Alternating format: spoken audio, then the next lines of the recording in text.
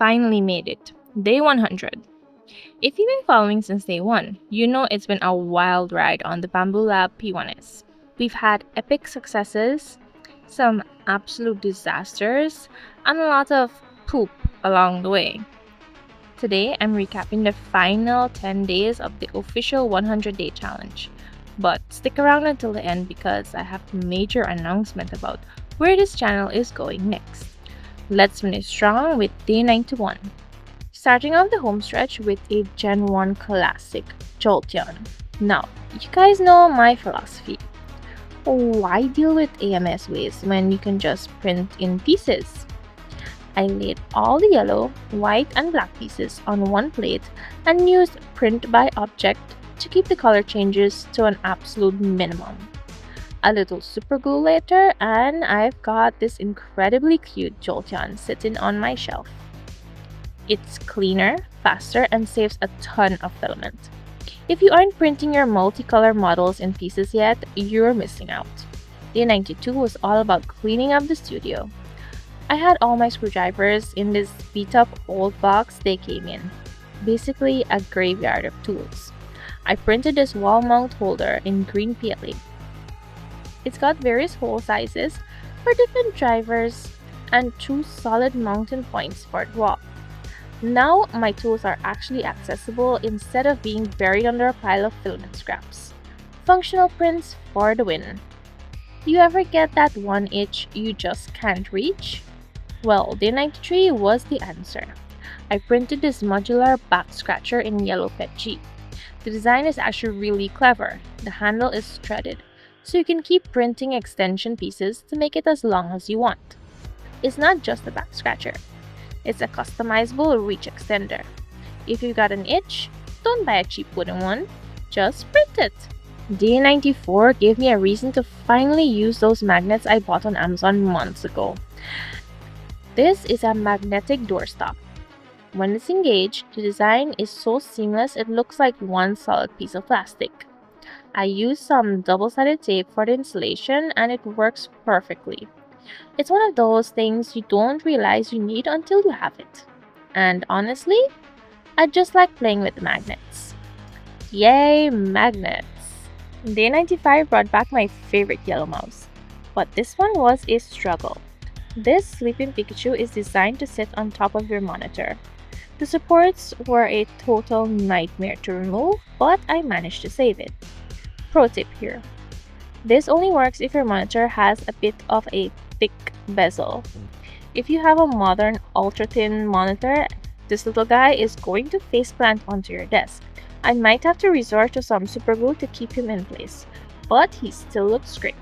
I'm a firm believer in printing tools even if you don't use them every day. For day 96, I printed this drill dust collector. I don't drill into my walls often, but when I do, it's a mess. This tool sits right against the wall. You drill through the center and all that drywall dust falls right into the collector instead of your carpet. It's a 20-minute print that saves you 20 minutes of vacuuming.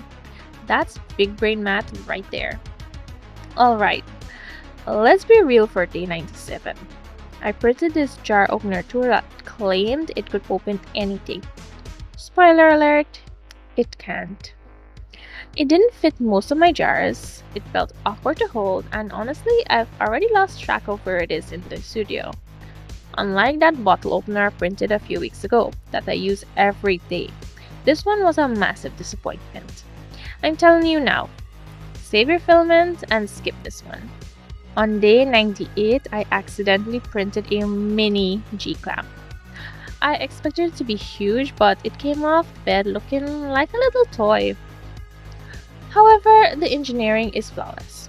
The screw mechanism is incredibly smooth, and because I printed it in PETG, it's actually strong enough for light hobby work.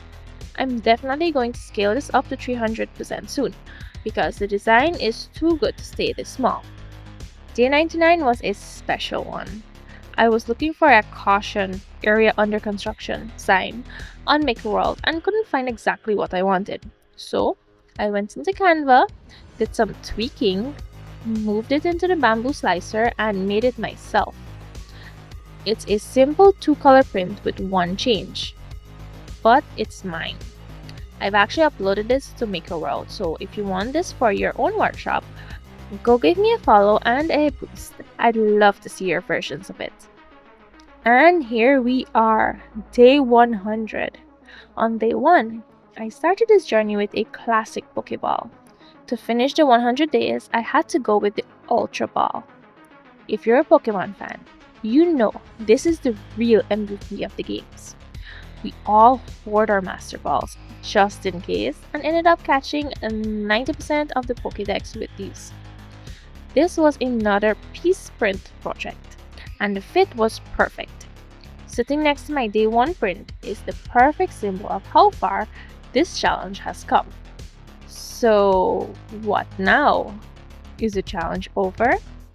Technically, yes, but I've realized something over the last 100 days. I love this. I love the community, I love the daily streams, and I love seeing what this Bambu P1S can do. So, we aren't stopping. I'm officially extending this to a 1-year 3D printing challenge. That's 365 days of prints, fails, and big brain hacks. If you want to see the journey continue, make sure to subscribe and hang out with me in the daily live streams where I answer all your questions. And if you've made it to the very end of this 100-day recap, type Ball Labs in the comment so I know you're the real ones. Thank you for 100 amazing days. I'll see you on day 101.